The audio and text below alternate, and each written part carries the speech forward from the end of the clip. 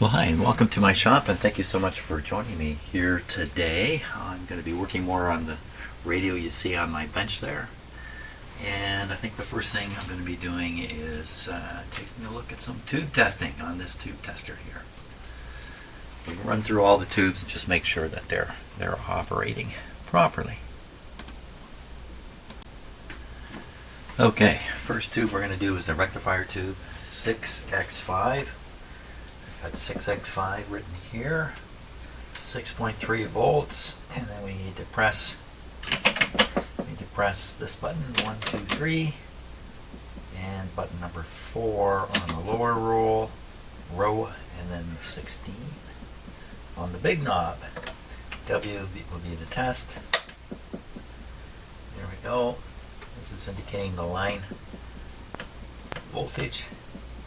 That's good right there. Whoop.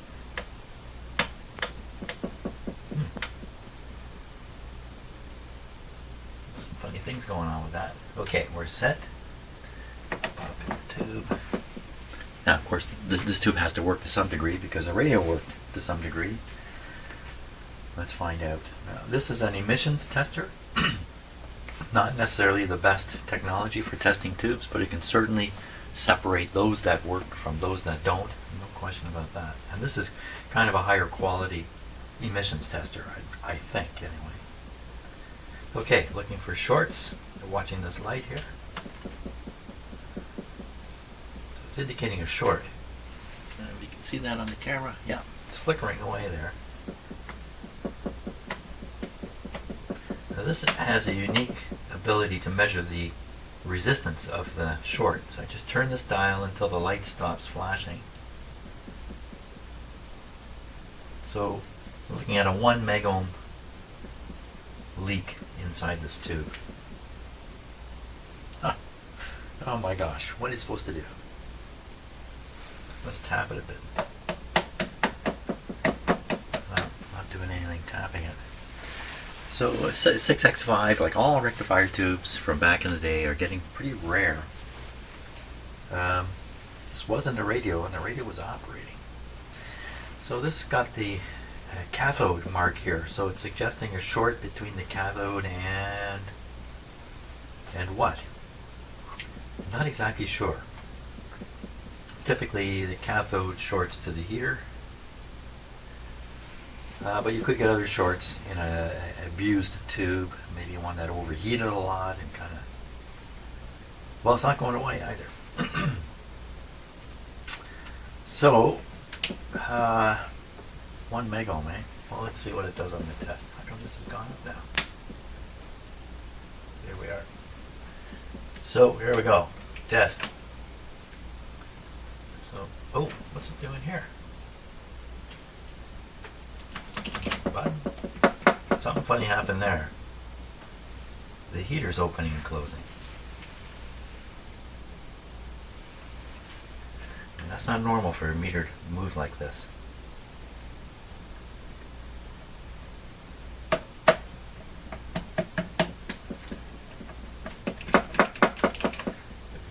Buttons is not sticking right.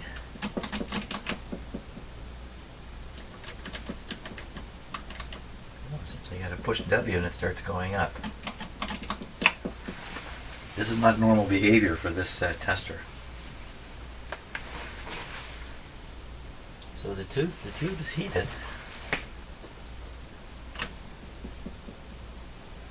It's going up again. Never seen this before.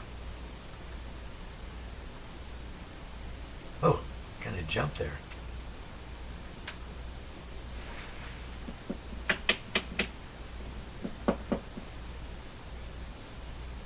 There's dirt on one of these controls, maybe. Pretty sensitive on this one. Put it right on the 16 where it's supposed to be. Now it seems stable.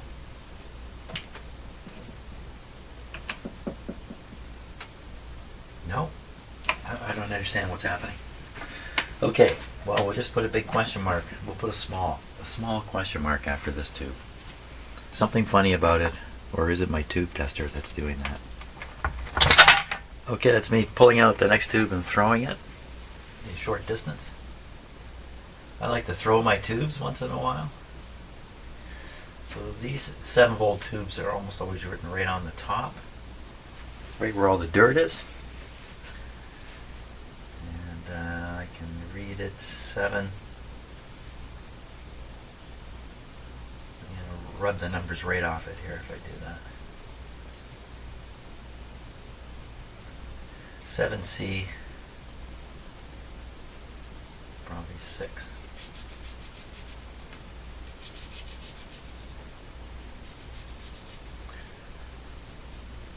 So I think these tubes are probably a good idea that didn't really catch on. I think maybe the whole tube world was starting to come apart when these were introduced, because they're definitely around. So they have a loctile base, right? It's a base that locks into the radio, and then they have just these very thin pins here, short thin pins.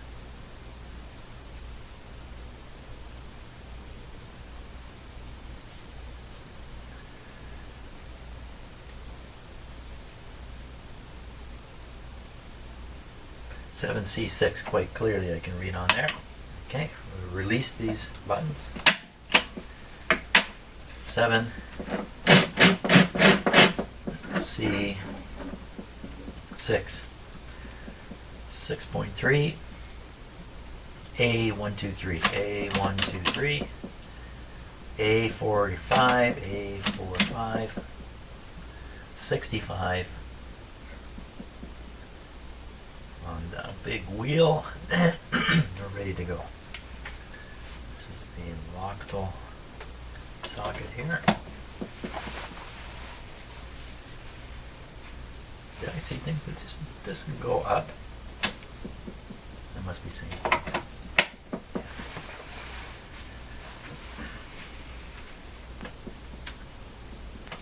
There's nothing terribly accurate about any of this anyway. This is not. I'm having a strange day with this tester here.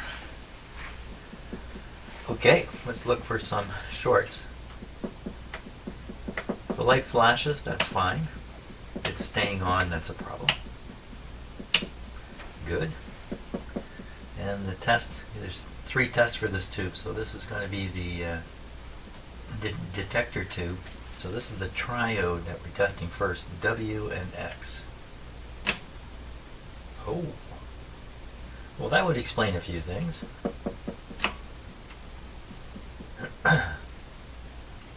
Just double check everything here. 6.3 A123 A45 65. So like I say, these tube testers, one, they're just dead. I mean, dead is dead. Is this tube not heating up? No, I can see the filament in it. Try again. W and X. Yeah, well, it's a little hard to argue against this being a problem. Now we'll try, there's 2 diodes in here, we'll try those 2. So we pop the bottom row and stick a 6 in there. Dial this back to, dial it up to 80. Push X. Interesting. And then the other, there's 2 diodes in here. The other one is what? 80X. Oh!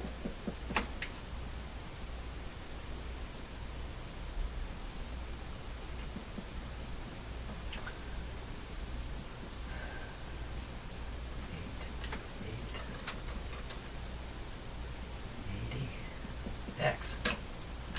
Well, I'm surprised one diode would show like that and the other one would show good. Let's go and do the other one again. Did I do something wrong? 6 X. Oh, I must have pushed the wrong button. I have trouble believing one diode's bad one. Let's go back and just test the A45, the triode again. A45 65 WX. Well, hard to argue. would appear that this tube is a shut tube. She's got no triode. Then that would explain why the radio's not working at all. Okay, next one. Next tube. 7B6.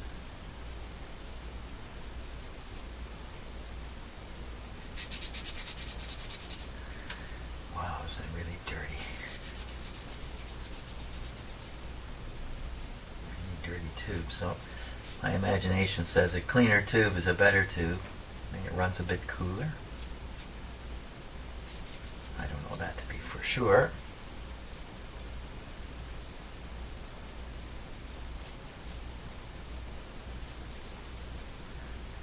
Okay. 7B6. 7B6. 7B6. Okay, A123, A123, A45, sounds familiar. 40, and WX.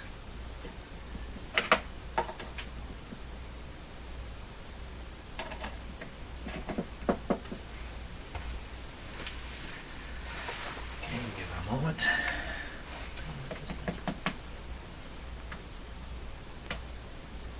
Something weird goes on there. Of course, it's in my shop. Lots of weird things go on in here. Okay, let's look for shorts. Here we go. No shorts showing. Okay, the test for 7B6 is W and X again. Oh, another really dead tube here. Not dead, but dying, that's for sure. 7B6, A123, A45. Something wrong here. I've done something stupid. Something really stupid is going on. What did I do here?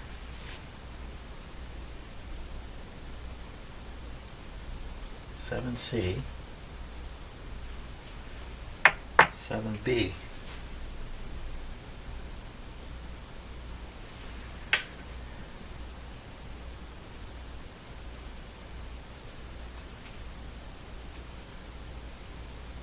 I'm saying it's something stupid because this is the detector, 7B. Well, what did I do? Both these tubes show up as detector tubes.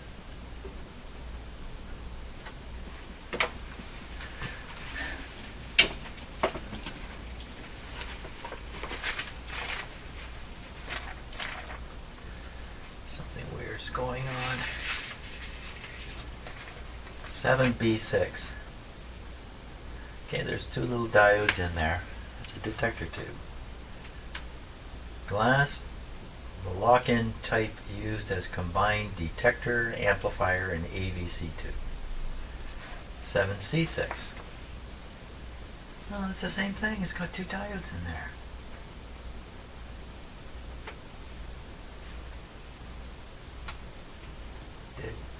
Did the tube makers know this? Did they know they did this? Glass lock-in type tube has combined detector, amplifier, and AVC tubes. Exactly the same statement. Oh, 7C6, 7B6, 7C6. Come on, I can't get this wrong. 7B6, 7C6.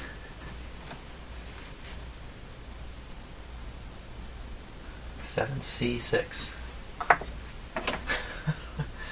7B6. What is going on here? Okay, we're going to stop and take a look at the schematic and try to see what. Actually, I'm going to go get my coffee ready. That's all I'm going to do because my head is exploded here. I have an exploded head. So I looked at the schematic, and what I thought was a 7C6 is a 7C5. And it's a little hard to see, but when you look at it more closely, it's a 7C5. This is the output tube, and I tested it as the wrong kind of tube. So, okay, I'm gonna go drink that coffee for a few minutes. That was a dumb mistake. Okay, let's do this properly now. 7C5. 7C5, 6.3, 1, 2, 3, 4, 5, 6, 35, W.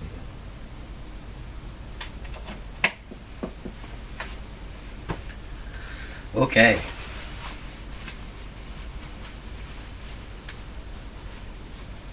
I don't know why I said okay, I just did though. Shorts.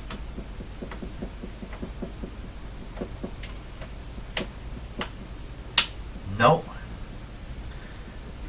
7C5, push the W button. Oh! Everybody's bad. Okay, so this is 35. Let's just check the sensitivity of this. Not very sensitive. I can't rescue the tube. So, okay, this is probably a fair test. We have a weak output tube. A weak output tube. And now I'm going to redo this one because this is the detector 7B6. 7B6. Let's do it again. A 1, 2, 3. A 4, 5. 40.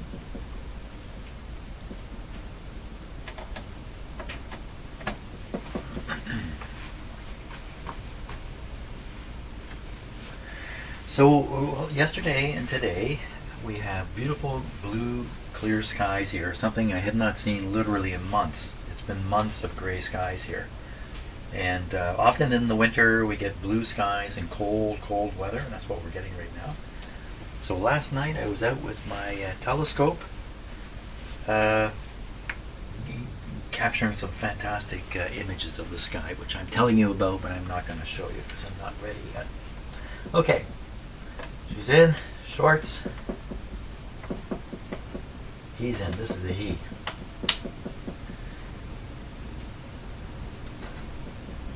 And WX. Oh my gosh, everybody's testing bad in this tester. And then if we do the coyotes here, 6X.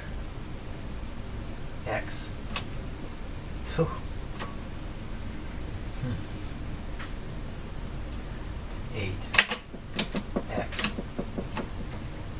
Very weak too. This could explain why the output is so low. So I'm going to put that like that. And I'm going to pull out another tube here. Let's see if I can avoid throwing it. The thing about these tubes is because they're locked in, when you yank them out, wow, they really fly. So I'm wedging them out with a screwdriver here because another filthy tube. 7B7, no question. 7B7. 7B7. 6.3.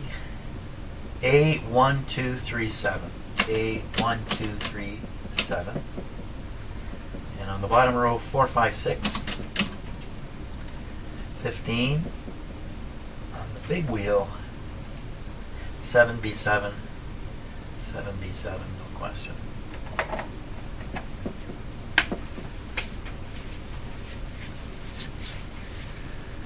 Obviously, you get a series of weak tubes, and the result is you're not going to get any weak performance if you have week after week after week tube. Okay, shorts. No shorts appearing. The test is WY. It's still climbing. Probably means it's still warming up. So this tube's functional. I certainly wouldn't throw it away just because it's a little bit in the bad area. You know, back in the day, sell a guy a new tube. Okay, and now one last tube. This is the 7J7. So I've never heard of a 7J7, and I don't think I have any. Another filthy tube here. Okay, 7J7. I'm pretty sure I don't have any of those. 7J7, there it is. Okay, 6.3 again. A1237. A1237. A468. A468. 30.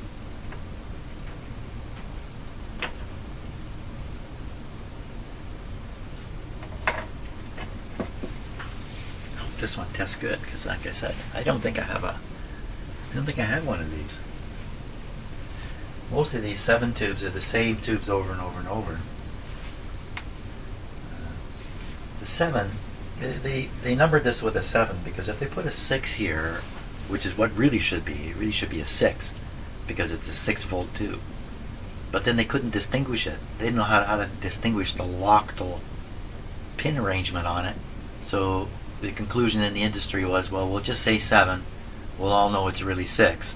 And we'll know the 7 is a hint that it's a loctile tube. That's where the 7 comes from. Did I already do this? I don't think so. Ready? 7J7 first. How come there's two tests with this? Must have 2 triodes in it. And maybe it's got the an amplifier for the radio signal, and then another amplifier for the oscillator, the local oscillator. That's my guess. 30 WY. Oh, thank you very much. Now, next test. They designed this tester so in the case of tubes that have multiple tests, it's only the bottom row that's getting changed. That's how they did it. So you can leave the tube in, and you can pop out the bottom row and put in new numbers.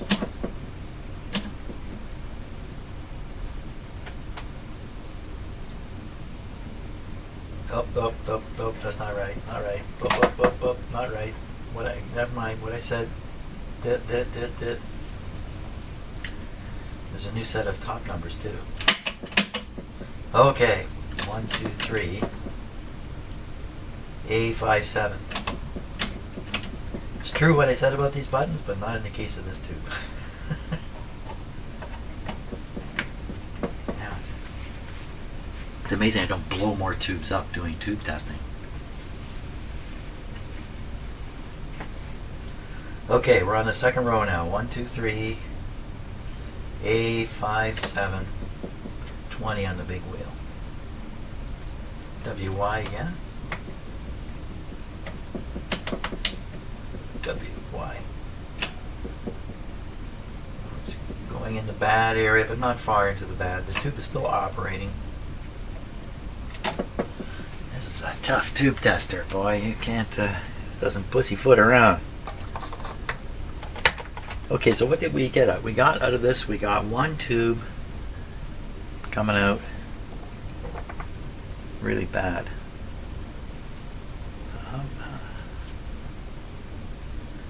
So this is from the previous radio I was working on. It also had also was a Phillips with loctile tubes. Philco with loctile tubes. This is from the radio. This is the guy that I think is no good. 7B6. Let's just try it one more time. Often in cases of a bad tube, a tube that tests bad, I get another tube tester out and compare it. 7B6. I don't throw these tubes away on a whim, that's for sure.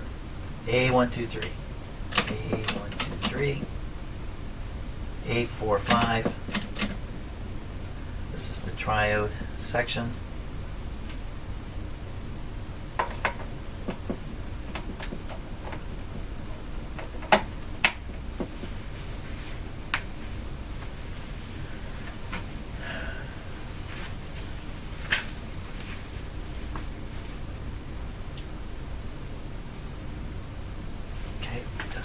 shorts.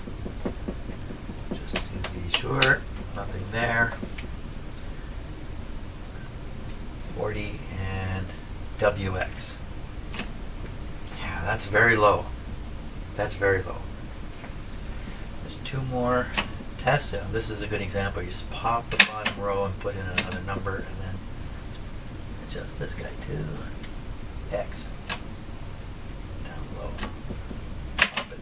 Pop it. And this is the last diode, X. So everything's testing low down here. And I think what it means is, in this tube, the cathode is worn out. So this tube is bad enough to stall the receiver, I think. 7B6. And that other tube I had is a 7C6, not quite. So I have to find a 7B6, and then we'll try operating the radio again. We'll see what happens. Okay, just so I don't start some confusions here. So I was saying the Philco tubes have a number 7 on them, but the 7 doesn't mean 7 volts. It actually still is a 6.3 volt tube, and the 7 is just to let you know it's a Philco. Well, there's other tubes that start with 7, like the very popular 7AU7. That's a miniature tube, a little glass tube, and it starts with a 7, and its filament voltage is 7 volts. So, as usual in the world of tubes and tube numbering and all that stuff, it's a quagmire. Okay, so I'm now rummaging. So I have a bunch of Philco tubes, but I have not sorted them very well yet. 7A7. These are all 7A8s. Uh-oh. 7B7. I'm looking for a 7B6. 7B6. Well, not in there. Let's look in here. This is a sheet I keep of what's in the box. 7B6. Uh-oh. Uh-oh. There's no 7B6 here.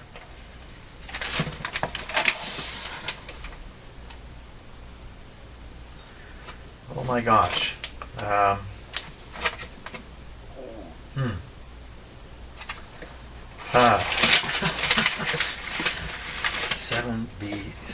What am I going to do here? I think I've managed to collect all the Philco tubes here. You just seen them all.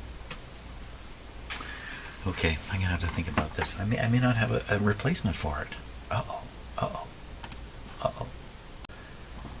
Well, here's a chance for you to see some of my tube storage stuff. So I apparently have one more 7B6, and it's located in bag number 30.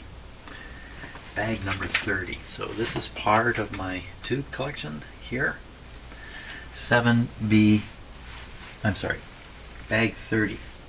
So combo bags 20 to 25. Combo bags 1 to 9.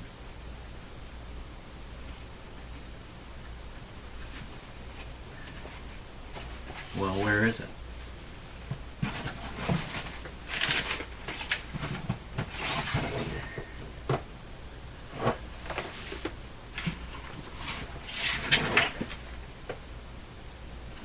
Combo 10 to 19.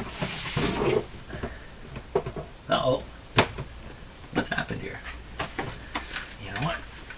I ran out of these plastic containers. This is what happens when you're storing stuff like this, right? You get a system going and then you run out of the containers, so you switch to some other kind of container. Next thing you know, your system is no longer a system. So I think I'm going to find it in here.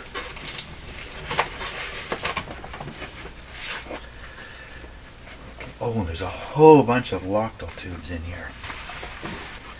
Bag 27, bag 29, bag 28. Whoa, Philco tubes. Oh, more Philco tubes. And more Philco tubes. Wow, okay. Somewhere in here, I'm going to find what I need. I didn't. So, Philco tubes, don't fool with them too much. So, it said bag 30. How do you get bag 30 out of this? Read these. 7C6, that is what I'm looking for, right? 7B6 is what I'm looking for. Come on, Jim. Loctal B. Well, I have to go through these bags now and see what the heck I got here. Okay, just again, on the confusion about the number 7, I shouldn't have said anything. So here's a Loctal tube, but its number is 35. 35A5, in fact, 35. So not all the Loctal tubes start with 7. I'm sort of teaching myself this at the same time. So here, some of them start with 14, and you saw the one that started with 35 there. Okay, well, I'm learning right along too here.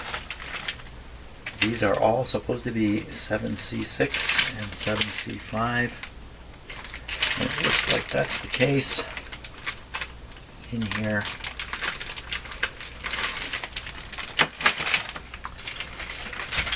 Loctal A7. So what does that mean? 7B6. That's exactly what I'm looking for. 7B6. Okay, don't do anything dumb with it. Put it there. Okay, everybody saw where I put it? You got more of those? That's probably the one that I have.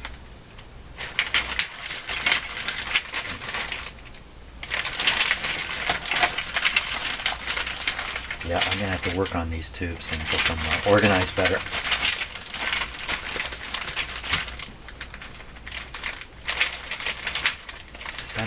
X7. Never heard of that.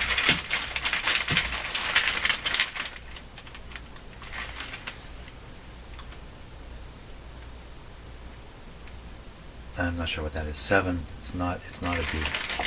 Okay, I got one. According to my records, I have one. I think I found the one I have. Let me put this there. A little project for later today. 7B6, no doubt about it. Let's give it a try. I hope this works because I'm pretty sure this radio is not going to work without it. So I want to go 7B6. Here it is here. A123 and A45, A46. No, A45. I'm getting a little excited here, aren't I? I'm going to calm myself down. Calm down.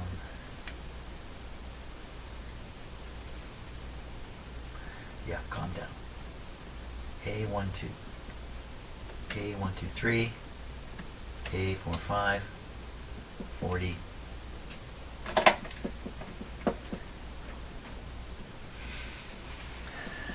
Okay, come on, tube. You gotta do it, man. Everything's counting on you. It's up to you. You're the only one. No shorts, but the flashing is a good sign. 640 WX. Yes, we're in the good. And we'll check the diodes. X. Yeah, gonna be the same. So, good show. Got one. Okay.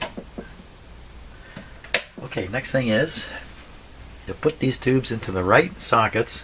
Make sure they're in the right sockets. And then we'll operate this radio again, and we'll see what, whoops, up here. We'll operate this radio again, and we'll see what happens. And, great. Okay, but first, it's break time for me. So I verified the tubes are correctly located in the radio by looking at this sticker that's inside the cabinet. And I photographed it, and I have it here on my phone.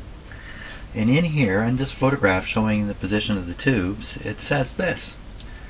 More knowledge gained about Loctal tubes, I guess. To remove tubes, tilt in the direction of the tube socket rivets until locking spring releases, then lift out. To remove tubes marked with an asterisk, Rock gently with a circular motion and pull. Should your Philco ever require service, attention. Call a member of the Philco service. Guaranteed work. Call a member of the Philco service. Okay, the Philco service. I guess that's a thing. The Philco service. Guaranteed work. Genuine Philco tubes and parts. Standard prices. So, rocket the tube in the direction of one of the socket rivets. Really? Is that what you do? Let's try one. Not this one. So we'll pick this one. You see the rivet down there. Rock it in the direction of the rivet until it pops. My gosh, it did it. So the rivet is exactly opposite to where the pin is, the guide pin, or the key. Okay, well, I still think I would tend to want to put a screwdriver under there and pop them up directly, but there we go. I'm learning a pile of stuff today. Okay, we're going to try turning on this radio here, so I'm going to take a few minutes just to straighten things up before we attempt that, and we'll see if one tube made the difference. Okay, I think we're just about ready here. So I have an antenna connected. The antenna is switched on. I have speakers connected. Speakers are up to my left. Here they are. Everything looks safe and hunky-dory. Oh, wait a minute. I've got that loose capacitor under here. And I just kind of jammed it under there again. I don't really know. It's got wires flailing around here. It's a little better to have it this way. Plus, we get a much better view of the fire. Yeah. Okay, are we ready to start them up? So the band switch is on broadcast. That's the tuning knob, does nothing. Down. Okay, so we switched it on. Volume up. I can't remember which is which again.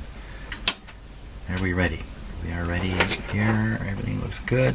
Okay, going through the dim bulbs. Well, nothing happened. Those bulbs should have lit up just a wee bit, shouldn't they? Shouldn't they have? Well, I don't know. Tube's lighting up. I guess because I've got two bulbs in. Okay, shh, quiet, listen.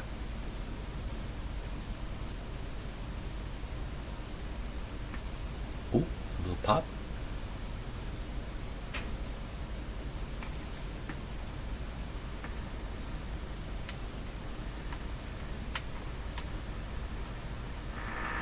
Haha! Sounds like a radio. Okay, let's tune this guy.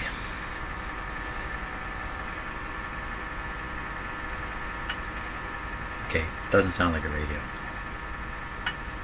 Is this how it sounded before? Only louder. Maybe that's all I've done. I've achieved. Ooh, yeah, there's that short in the capacitor. What I think is a short in the capacitor. Okay, we're gonna. So maybe I can't get to these strong stations. I do have the antenna connected, do I not? Yes, I do.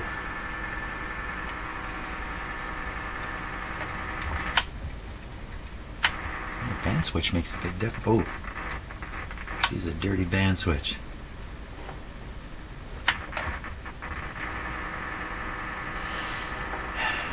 So I don't know what that sound is we're hearing.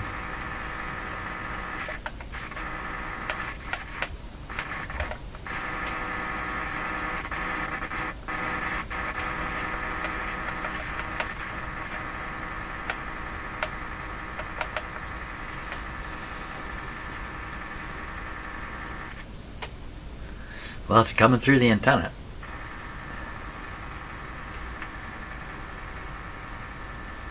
So that's kind of odd. No longer on broadcast. Yes, I am. Broadcast. Shortwave. Let's turn it up.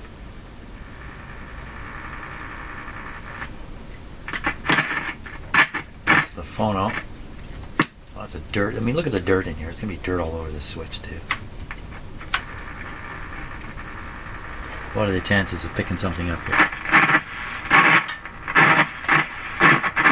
Wow.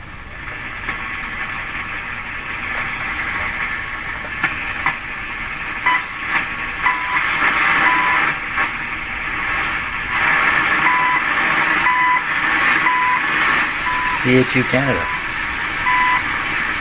Time signal from Ottawa. Let's see.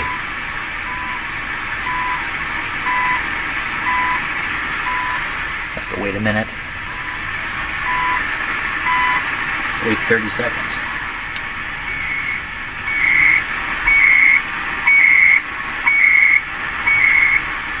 That's my... Oh, don't touch that.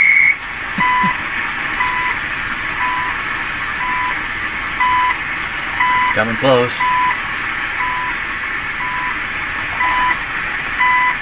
CHU Canada.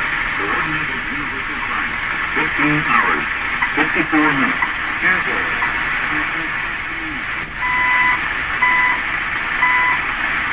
Uh-oh. Clock needs adjustment.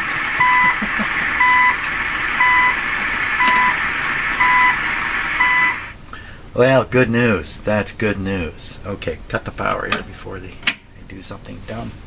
There we are. That's it for today. That's good. I feel great success. So, turned out, yeah, bad tube, silencing the radio. Now, why we weren't getting anything on the broadcast band, well, who knows? That's what we will continue to work on. But as long as I got it working on one band, I can pick up something. I feel a lot better about going forward now. Great. Okay, so thanks a lot for watching, and I'm going to enjoy this nice sunny day here. Hey, maybe some more astronomy tonight. Yeah. See ya.